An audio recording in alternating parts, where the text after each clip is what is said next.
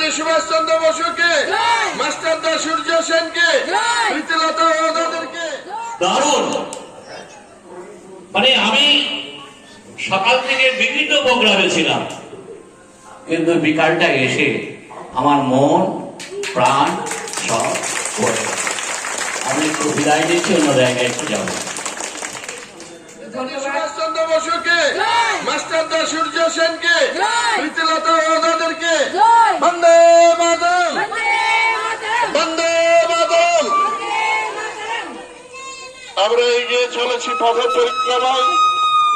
করিমপুর পরমানন্দ যোগা এবং মেডিটেশন সেন্টারের পক্ষ থেকে সমস্ত সদস্যবৃন্দ আজকের পথ পরিক্রমায় সামিল হয়েছে।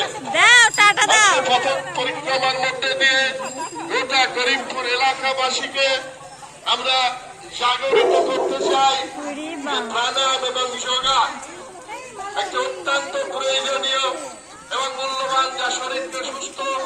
আমরা ৭৭তম স্বাধীনতা দিবস উদযাপন